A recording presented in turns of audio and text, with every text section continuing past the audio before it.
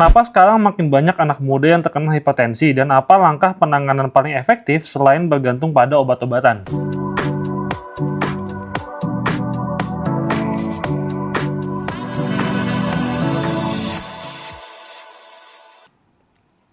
Ayo mulai, Pak. Masih aja kerokan, Pak. Gosok voucher. Nah ini apa? Gosok voucher. Mau lu apa? Maksudnya gosok voucher gimana? ini gosok Enggak, kamu- gosok voucher. Enggak, kamu mau ngecek karena Liverpool kalah. Enggak. Kan, Gosok voucher tuh identik dengan voucher penalti. lah kan MU juga kadang suka gosok penalti juga. Sama dong. Enggak, ya kalau MU udah di atas Liverpool saya nggak berani ngerosting hari ini. Ya ini saya jadi lagi nyeri leher, salah tidur. Oh. Jadi ini lagi pakai alat khusus nih. Tuh, ini bukan promo, ini saya beli alat khusus buat kerokan. Masih kerokan. Masih, jadi saya tuh masih kerokan. Nah, ini masih kerokan karena bermanfaat untuk relaksasi otot, terutama di bagian leher sama bahu. Karena kerjaan saya itu kan ngedep laptop sama handphone sama ngetik, jadi biasa tension di otot-otot leher. Untuk cara merelaksasinya, biasa saya beli alat kerokan yang kayak gini tuh, belakangnya kita pakai buat ini. Lumayan enak. Gitu. Tapi kalau misal kerokannya terlalu berlebihan akan menyebabkan iritasi pada kulit. Oh, bukan mati, Pak. Nah, itu yang bilang kerokan jangan tidur, ntar mati lo. Ayo, ada banyak nggak? Banyak. Nih, sekali tanya susah nih. Ya, kerokan pada waktu tidur itu sebenarnya nggak masalah. Kenapa kok bisa mati? Mungkin kerokannya tuh terlalu kencang sehingga memicu aktivasi di sini tuh. Ini kan ada arteri karotis ya di sini, arteri besar. Dan di sini tuh sangat sensitif banget dengan perubahan tekanan. Kalau misal dia kerokannya terlalu ke leher sini, itu bisa memacu dropnya tensi secara dadakan. Dan bagi orang dengan penyakit jantung, itu bahaya. Gitu, makanya kerokan itu secukupnya di otot-otot yang memang ekstremitas. Punggung bawah, bahu, lengan, kaki, paha, belakang lutut, atau leher belakang. Sudah, tapi nggak usah sampai samping sini banyak arterinya. Dan kerokan itu jangan terlalu sering karena menyebabkan iritasi pada kulit. Apalagi yang terlalu kenceng tuh bisa berdarah. Sistemnya sebenarnya dengan sama kayak masas dan sama dengan kayak bekam. Jadi meningkatkan aktivasi pembuluh darah kapiler. Jadi membuat relaksasi pada otot. Keren ya, mitos fakta pertama Daniel. Nggak ada gunanya Hakim ya. Yaudah lanjut. Sekarang aku lagi mikir, Hakim tuh mukanya mirip siapa? Coba. Pejabat. Siapa? Inisialnya S. Said Sudirman. Said. Gue pikir Balil. Coba lihat. Bahlil. Kenapa? Nggak apa-apa. Kenapa? Kan, Apa lo? Balil bagus lo. Kan Kenapa? Gara-gara dia loh, bensin normal. Oh iya lo. Iya, terima kasih Pak Bahlil. Nah kan mirip kan? Sudirman Said. Coba nih. Ini Hakim. Ntar gue tampilin. Mirip loh. Kamu anaknya loh. Bukan. Jangan kamu selama ini anaknya tapi ditinggal. Enggak lah gila. Kok mirip? Hah? Mirip? Yang nggak tahu. Kan, Mirip loh, asli mirip banget. kan manusia punya 11 double gega. Double gegernya Sudirman Said bro. Yes. Udah, Udah kesana aja. pertanyaan pertama. Kesana aja. Pertanyaan pertama. Kedua dong. Yang kedua. Aduh, yang mana tadi ya? Aduh, enaknya, aduh. Pak, demam tinggi bisa merusak sel otak secara permanen. Oh, jawabannya ini fakta sebenarnya. Tubuh kita tuh sensitif dengan suhu. Terlalu dingin bermasalah, terlalu tinggi bermasalah. Suhu normal kita tuh sebenarnya di antara 36,5 sampai 37,5, ya. Dan ketika demam tinggi mencapai lebih dari 40 derajat, itu bisa terjadi kerusakan pada sel otak, itu benar, dan ciri khasnya adalah akan terjadi kejang. Nah, ketika terjadi kejang, sebagai manifestasi suhu tubuh terlalu tinggi, itu otomatis sel-sel di otak tidak akan mendapatkan suplai oksigen tepat waktu, dan akhirnya menyebabkan kerusakan. Oleh karena itu, pada orang yang demamnya di atas 40 derajat, itu biasa dikasih drip paracetamol. Yang sekarang disalahgunakan oleh beberapa orang menjadi buat hangover. Injeksi tramadol. Nah, tramadol itu biasa digunakan untuk menurunkan suhu yang di atas 40 derajat lewat injeksi IV. Ya, drip IV namanya. Yang kedua, itu kalau suhunya terlalu rendah, misalkan di bawah 36 derajat, maka terjadi kondisi yang namanya hipotermia. Dan ketika hipotermia terlalu ekstrim, orang tuh bisa halusinasi. Yang tiba-tiba dia malah buka baju terus terjun ke jurang. Nah, itu yang makanya suhu inti tubuh itu sangat penting untuk dijaga. Ibaratnya kayak mesin, terlalu panas jeblok, ini angin tadi. Terlalu rendah, ya mesin nggak akan nyala-nyala. Jadi jawabannya fakta. Itu sama yang step, Pak. Step itu sama dengan kejang. Ya, jadi kalau ada orang kejang itu nggak boleh dikasih sendok, biarin aja. dikasih ke tempat aman sampai berhenti, baru nanti dibawa ke IGD untuk mendapatkan penanganan lebih lanjut. Kejang itu adalah sebuah kegawat daruratan. Next. Mengapa selalu punya rasa kebelet BAB saat ingin melakukan olahraga? Nah, ini pertanyaan keren banget. Pertanyaannya kenapa? Jadi, kenapa kok setiap olahraga terjadi rasa ingin BAB? Faktornya adalah, yang pertama karena terjadi gerakan dan ususnya itu tekanan abdominalnya naik. Jadi ketika olahraga kan usus tuh sama lambung kocak. Supaya stabil, itu ada penggantung usus namanya, dan otot-otot sekitar usus untuk memastikan si usus dan lambung dan organ dalam perut itu tetap pada waktunya. Tapi karena kita olahraganya terlalu intens, itu akan meningkatkan tekanan intraabdominal. Jadi tekanan intraabdominalnya naik, yang akan membuat makanan-makanan yang terlanjur di dalam lambung itu bisa keluar, jadi bisa huek-huek. Atau makanan yang sudah di dalam kolon itu jadi pengen rasa keluar, karena harus dikosongkan. Jadi itu adalah defense mechanism dari tubuh. Ketika olahraga ekstrim, perut itu kosong, jadi dibuang semua. Nomor 2, terjadi peningkatan aktivitas simpatis dan parasimpatis secara barengan. Ya, simpatisnya naik karena fight and flight, parasimpatisnya ngimbangin. Otomatis enzim pencernaan jadi keluar, jadinya crossing. Nah, ini dua hal yang mengakibatkan kenapa kok bagi olahraga itu disuruh ngising dulu, kosongkan isi perut, supaya ketika pas olahraga, apalagi interval, bisa jadi ngising di tengah-tengah sesi. Itu sering terjadi. Lagi nge-gym tiba-tiba berat ngising. Ya, lagi lari tiba-tiba berat ngising. Dan gak enak loh lari sambil nahan itu. Karena apa? Sakit perutnya. Dan bisa jadi nanti taimu kecer-kecer. Lagi lari, prel-prel. Kopetan. Kopet. Next. Kenapa sekarang makin banyak anak muda yang terkena hipertensi dan apa langkah penanganan paling efektif selain bergantung pada obat-obatan? Wah, keren pertanyaannya ya. Kenapa anak muda sering terkena hipertensi? Jawabannya adalah karena gaya hidup dan lifestyle, dan kedua karena genetik. Nah, lucunya penyakit-penyakit kardiovaskular yang terkait dengan jantung dan tekanan darah, itu ada faktor genetik. Jadi dilihat, kalau kamu lihat bapak, ibumu, atau saudaramu, kakek, nenekmu, ada riwayat meninggal dadakan karena penyakit jantung dan stroke, bisa jadi kamu juga harus check up. Jadi yang pertama genetik. Yang kedua karena gaya hidup. Pada anak muda ini kan tekanannya berat, ya. Mereka terbiasa dengan konsentrasi karena dulu sekolah kita dari jam berapa? 7 sampai jam 1. Sekarang anakku yang kelas 3 SD itu sampai jam 4. Ya, jadi sudah capek sekolah, les, beban sekolah, dimarahin. Terus sampai kerja, dimarahin lagi, lembur lagi. Belum standar sosial, itu akhirnya membuat gaya hidupnya menjadi tekanan psikologis kerja naik. Tekanan psikologis kerja naik, stres, itu akan meningkatkan resiko dari hipertensi. Karena kortisolnya naik. Yang nomor 2, gaya hidup. Ya, gaya hidup, jadi pola tidur berantakan, makan makanan karbo terlalu banyak, nggak pernah olahraga, terus habis itu dia ngerokok, ditambah ngerokok dan kopi. Kopi itu aman, nah kopi dikombinasi rokok, naik tuh simpatis. Dua kombinasi ini yang membuat tekanan anak-anak muda ini menjadi tekanan darahnya di atas rata-rata. Tekanan darah normal itu adalah 120 itu sistoliknya per 80 mmHg. Di bawah itu masih normal, di bawah 100 itu ada hipotensi, bisa pingsan orangnya. Di atas 140 itu hipertensi stage 1. Jadi kalau tekanan darahmu dari 100 sampai 140, ya, sistoliknya itu masih aman. Kalau bawahnya diastolik itu yang sensitif. Normalnya kan 80, 70 masih aman. Tapi kalau udah 90 sampai 100 diastolik ya berarti kemungkinan ada hipertensi. Jadi ubah gaya hidup, rajin olahraga, tidur teratur dan kurangi stres kerja. Nah, shift malam resiko. Makanya kalau dilihat di sini yang tensinya tinggi, Daniel, saya, Dori, Andika, ini tensinya tinggi, malah Adit yang tensinya rendah. Kerjanya kan fisik, cleaning service. Hakim juga tensinya rendah. Motoran. Yes. Terus dulu. Iya, yang tensinya tinggi bapakmu. No komen. Punya anak kayak kamu kan.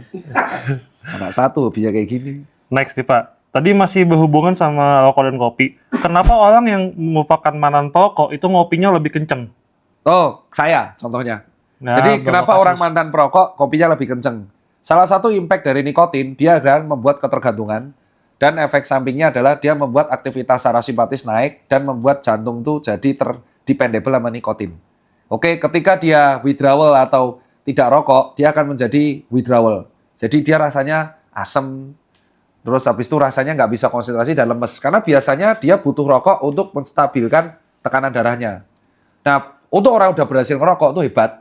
Dan biasanya dia akan dependable kopi. Kenapa? Karena kopi memiliki efek yang sama. Karena efek kafeinnya itu yang sama. Dan rata-rata orang yang merokoknya dulu kenceng, kopinya pasti kenceng. Nah, ketika kopi kecampur sama rokok, itu chaos jadinya. Karena efeknya jadi sama. Nikotin plus kafein itu sama aja kafein dikali 4. Ibaratnya. Jadi ibaratnya nanti asam lambungnya jadi naik 4 kali, jantungnya berdebar-debar 4 kali. Ditambah dengan gorengan, udah naik berapa kali itu. Dan kamu lakuin tiap hari. Makanya kalau orang berhenti ngerokok, kamu tetap ngopi, ngopi itu sudah mendapatkan efek nikotin dari kafeinnya itu. Gitu. Tapi bedanya kafein itu bisa diolah diri tubuh, tapi kalau nikotin dari asap itu sulit diolah sama tubuh. Kecuali nikotinnya kamu makan. Baru nih. Ini baru ngomong. Apa? Ini informasi baru, belum pernah ngomong gitu. Belum, karena dia baru tanya. Mungkin dia mau ngerokok ya? Enggak, kan aku udah selesai semuanya. Segitu. Kenal lagi aja. Terus, Next. 3, 4, 5. 5. Penyakit diabetes itu bisa melambat ke penyakit lainnya. Wah, ini pertanyaan keren. Tumben nih. Jadi penyakit diabetes bisa merambat penyakit lain. Jawabannya fakta. Penyakit diabetes mellitus, hipertensi, dan obesitas itu termasuk trio penyakit metabolic syndrome, alias penyakit terkait metabolisme di dalam tubuh yang bisa menyebar kemana-mana. Yang diabetes itu terkait sirkulasi pada sebenarnya organ penting namanya pankreas, yang dia menghasilkan insulin untuk mengatur gula pada tubuh. Nah, ketika gula terlalu tinggi pada darah, itu mengakibatkan sel-sel pada organ itu tidak mendapatkan sari-sari makanan, gula, karena gulanya berada di darah terus. Reseptornya nggak dapat gula. Yang berakibat, ya proses yang seharusnya terjadi di organ tersebut, jadinya nggak kejadian. Akibatnya, kalau sarafnya yang terganggu, karena kurang energi, terjadinya diabetes neuropati. Orangnya gampang kesemutan, gampang baal di daerah kaki. Kalau terganggu di retina, jadinya diabetes retinopati. Terganggunya penglihatan dikarenakan kadar gula terlalu tinggi sehingga si mata atau retina tidak mendapatkan energi. Diabetes retinopati. Kalau terjadinya di pembusukan, nah itu. Jadi nekrosis. Jadi ada luka terbuka, gara-gara gula darahnya terlalu tinggi, proses penyembuhannya jadi terhambat, lukanya jadi basah, benyanya, timbul bakteri, mikroorganisme, jadinya membusuk dan harus diamputasi. Jadi betul, diabetes tidak terkontrol, itu bisa menyebar dan merusak semua organ tubuh, yang akhirnya merusak pada ginjal. Karena akhirnya ginjal gagal menjalankan fungsinya untuk menyaring gula. Dan akhirnya membuat sel-sel nefron pada ginjal jadi rusak. Nah, itu benar, nyebar kemana-mana. Jawabannya betul sekali.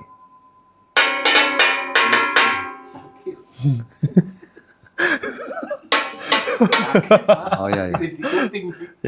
Next. Kalau sinusitis kambuh, apakah jika tidak minum obat akan meningkatkan imun kita terhadap sinusitis?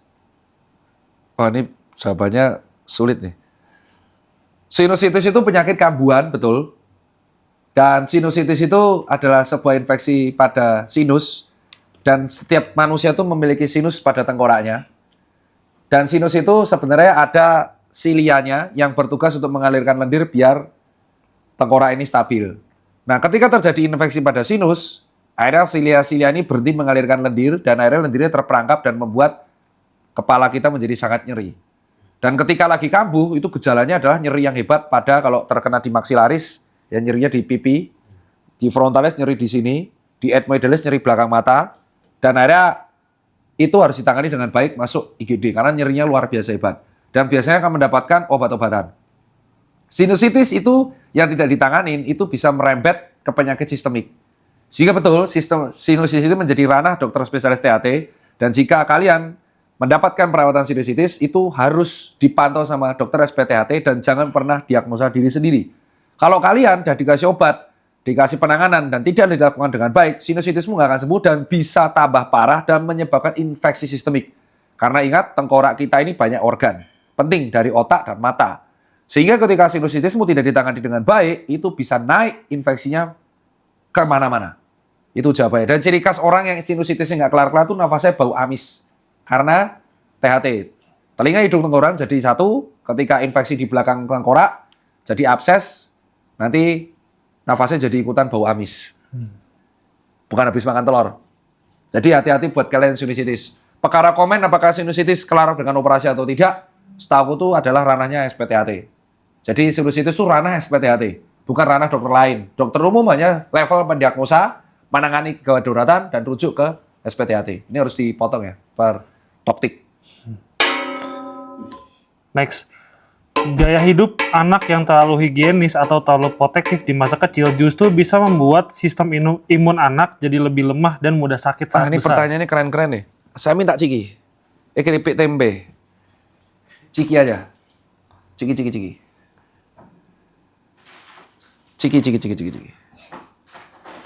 Bukan endorse. Saya memang suka makan ini. Ini makan angin. Jangan ditiru sering-sering.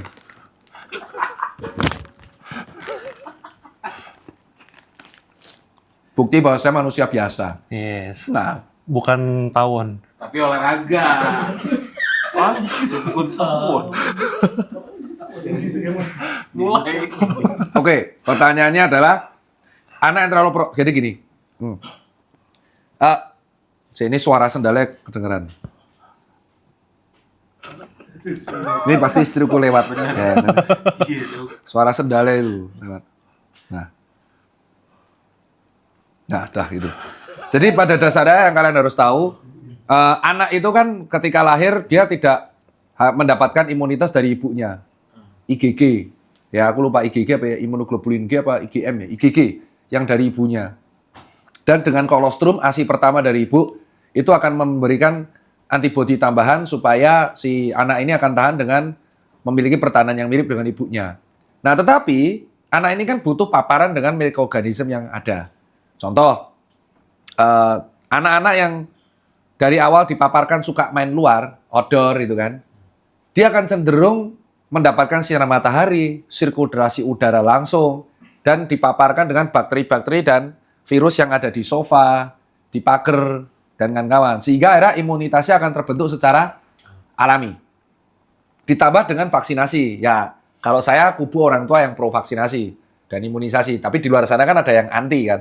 Ditambah dengan imunisasi, dia akan mendapatkan kekebalan tambahan. Nah, bagi anak kecil yang hidupnya di rumah terus, terlalu overprotective, dikit-dikit sampai cuci tangan lebih, megang handle cuci tangan, gimana antibodinya bisa adaptasi coba? Sebelum adaptasi, paparannya sudah hilang. Padahal tidak setiap bakteri atau virus yang ada di luar itu kan berbahaya, juga bisa penting untuk memacu si antibodi anaknya. Jadi jawabannya betul. Itulah pentingnya kenapa sebagai dokter anak selalu biasa mengedukasi warga atau pasien, kalau punya anak, itu diminta untuk main di luar, supaya dia bisa adaptasi dengan lingkungan luarnya. Kalau dia terlalu lama di indoor, dia akan cepat sakit. Contoh. Itu betul ya? Terlalu kotor juga nggak bagus. Karena kalau terlalu kotor, maka sel pertahanan tubuhnya akan ekstrim adaptasinya. Bener kan? Yang akhirnya memunculkan mutasi-mutasi sel yang nggak penting. Jadi bahaya. Jadi harus di tengah-tengah. Nggak kotor banget, nggak bersih banget, tengah. Berani kotor itu baik, bener. Itu semboyan satu deterjen. Tapi harus bersih. Nah, nomor 2, contoh paling simpel anak yang terbiasa indoor. Ini kejadian banget di anakku. Anakku setiap pulang sekolah itu selalu flu. Lucunya setiap masuk rumah, main di luar, dia nggak flu. Setiap pulang sekolah itu flu. Tahu nggak? Setiap pulang, jadi 2 bulan sekali pasti flu. Apa yang menyebabkan anakku flu? Menurutmu? Kenapa tiap dia pulang dari sekolah, rentan flu? Diobati di rumah 4 hari, sembuh lagi. Karena? Iya, betul sekali. Pinter. Jadi yang membuat anak kecil rentan sakit, itu rata-rata adalah AC yang nggak bersih. AC itu memutarkan sirkulasi udara terus-menerus, tidak dibersihkan. Akhirnya mikroorganisme memutar di situ, jendela nggak pernah dibuka, udara nggak pernah terganti, yang akhirnya bakteri dan virus tersebut menjadi mutasi dan akhirnya menginfeksi superflu, dan akhirnya gantian per anak kena terus. Satu-satunya cara adalah dibersihkan total. Ya, udara dibuka, jendela dibuka, AC dibersihkan, odor dibersihkan, setembok-temboknya sehingga mikroorganisme bersih. Dan ini terjadi juga di pegawai kantoran. Ketika AC central building tidak dibersihkan dengan baik, yang terjadi adalah satu kantor giliran sakit. Pertama lantai 9, lantai 10, 11, 12. Itu alasan kenapa bahwa walaupun AC itu penting, kita juga harus rutin membersihkan dan membuka sirkulasi udara secara aktif. Itu yang benar. Masuk lagi nih. Next. Muscle building perlu banyak protein, tapi terlalu banyak protein bisa nyebabin asam urat. Gimana cara ngatasinnya? Gimana? muscle building, membangun otot itu kan perlu banyak protein. Tapi kalau kebanyakan protein itu bisa menyebabkan asam urat. Nah, ngatasinnya gimana? Nah, asam urat kan salah satu produk sampah atau waste limbah yang dihasilkan karena pengolahan protein. Salah satunya menghasilkan asam urat. Dan itu nggak salah. Kalau kamu semakin banyak protein, ya otomatis asam urat akan naik dikit. Selama batasnya minimal 7-8, menurutku nggak masalah. Kalau kamu batasnya naik sampai 10-11, ya berarti yang masalah ginjal mau dicek. Kenapa? Cek fungsi ginjal. Intinya gini loh, kamu banyak makan asam urat, makan protein, terlalu banyak, misalnya sampai 3 gram per kilogram berat badan, ya tentu asam uratmu akan naik. Dicek fungsi ginjalnya ke dokter dulu. Ada gejala nggak? Gout artritis, kencing sakit, kristal. Dan kadarnya berapa? Kalau masih 7-8 menurutku masih aman. Tapi kalau udah sampai 10-11 dan disertai dengan gejala, berarti harus dikurangi intake proteinnya dan harus dikurangi untuk ditambahkan obat-obatan yang bisa mengontrol asam urat atau bisa disebut hiperurisemia atau peningkat asam urat terlalu tinggi di dalam darah. Ya, dan ingat, seberapa banyak protein yang bisa meningkatkan asam urat? Itu tergantung kesehatan ginjal. Kalau ginjalnya sehat, dia mau makan 2 gram per kilogram berat badan, ya akan aman-aman aja. Tapi kalau misalkan ginjalnya nggak bagus kerjanya, dia makan 1 gram per kilogram berat badan aja, bisa naik asam uratnya. Contohnya siapa? Pak Denny. Pak Denny itu makan daging sapi atau daging seafood, udang, belut yang proteinnya tinggi, baru makan dikit aja 100 gram. Besoknya sakit gout artritis. Berarti yang jelek dari Pak Denny adalah sistem pada ginjal dan hati. Tak suruh cek nggak mau. Jadi di masa depan, kemungkinan Pak Denny memiliki masalah pada ginjal dan hati. Kemungkinan batu ginjal sama gagal hati. Cara ngecek pasien tuh sesimpel itu. Kalau dia nggak bandel, dia tinggal check up. Cek fungsi ginjal, cek fungsi hati, cek total darah. Logikanya, kalau asam urat ya di atas 8 atau 10, berarti kemungkinan akan ada batu ginjal dari urat, asam urat, kristal asam urat, dan akan mengganggu fungsi hepar. Jadi harusnya SGPT-nya akan naik. Dan kemungkinan kalau ini naik semua, kalau fungsi hati naik, logikanya triglyceridnya akan naik, kolesterol akan naik. Dah, kemungkinan kalau ini naik, berarti tensinya harusnya 180. Dia baru cek tensi 180, berarti logikanya ini kena semua. Berarti kemungkinan masalah hidupnya di masa tua akan terkait dengan jantung, hepar, ginjal. Ya udah matinya tinggal milih kan. Gokil. Masuk logika. Bukan masuk logika, tapi karena memang itu namanya patofisiologi. Nah terus gimana cara Pak Denny bisa mengontrol? Maka dia harus meningkatkan aktivitas fisik, berobat secara rutin ke dokter, ke puskesmas, tidak boleh makan karbo, mengurangi minyak, mengurangi makan manis, dan yang terakhir mengontrol protein, asupan proteinnya.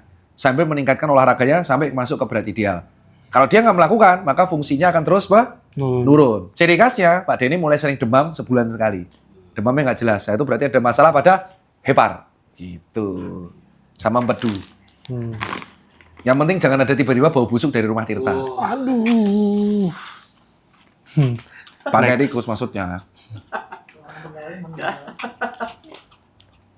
Next. Semakin tua, apakah harus lebih sering minum suplemen vitamin dan zat-zat yang dibutuhkan oleh tubuh? Pertanyaannya, tidak harus. Tak jawab. Loh kok bisa dok? Suplemen itu definisinya adalah? Tambahan. Betul. Namanya tambahan, bisa diminum, bisa? Tidak. Tidak. Anda boleh suplementasi vitamin D, tapi kalau udah tua disarankan nge-check up. Check up itu mengetahui sejauh mana tubuh kita berada. Contoh, pada cowok yang nurun di masa tua adalah vitamin D, testosteron, ya turun, massa otot, mata, terus vitamin B turun, terus habis itu volume otak juga menurun, ya, terus tulang rawan akan menurun, jadinya cepat pengapuran, dan fungsi ginjal menurun. Otomatis, apakah semua suplemen bermanfaat? Contoh, orang tua. Misal tiba-tiba usianya 50 tahun. Dia bilang, saya takut tulangku keropos. Terus dia langsung minum kalsium yang banyak. Tanpa ngecek kesehatan ginjalnya. Bisa jadi kristal kalsium. Kenapa? Ya karena tulangnya udah nggak bisa nyerap kalsium. Tapi kalau anak muda, suplemen kalsium mungkin bermanfaat, mungkin patah tulang. Karena fungsi penyerapan kalsiumnya masih banyak. Jadi buat untuk orang tua yang usianya mendekati lansia dan kalian mau suplementasi, perlu tidaknya kalian suplementasi itu harus check up. Dan check up itu dilakukan harusnya sejak umur 25. Setelah umur 35 harus rutin setahun sekali. Kalau 25 sampai 30 mungkin 2 tahun sekali. 30-35 setahun sekali. 35 sampai 40 setahun bisa 2 kali. 40 sampai 55 teruskan setahun 2 kali, setahun 2 kali. Sehingga kita tahu sampai mana organ kita tuh nasibnya gimana. Apakah jelas itu? Nah, contoh saya sendiri ini ternyata recovery-nya jelek, kualitas tidurnya buruk. Ya padahal saya udah ngerasa pola tidurnya teratur. Ternyata dikarenakan aktivitas fisik ditambah dengan kerjaan yang stresnya level tinggi. Sehingga membuat saya tuh fatigue. Jadi saya harus mulai sadar diri kalau kerjaannya nggak bisa turun, latihan fisiknya harus diturunkan. Jadi buat teman-teman, apakah saya langsung perlu suplementasi? Perlu. Vitamin D3, karena saya jarang terpapar matahari. Otomatis akan defisiensi. Anak saya ada vitamin D3. Karena hidupnya terlalu lama di sekolah dan di rumah. Outdoornya cuma 3 jam. Pagi nggak akan kena sinar matahari. Suplementasi. Contohnya kayak gitu. Nah, kita nggak akan tahu kita butuh suplementasi apa kalau kita nggak check up. Bah, saya miskin, Dok. Apa? Tapi check up itu check up yang kayak gimana? Full. Cek darah lengkap sama cek fungsi ginjal dan fungsi hati. Namanya cek darah lengkap, cek fungsi ginjal, cek fungsi hati. Itu udah cukup. Itu aja kalau dari saya. Penjelasannya udah cukup. Sampai jumpa di konten berikutnya. Saya mau makan.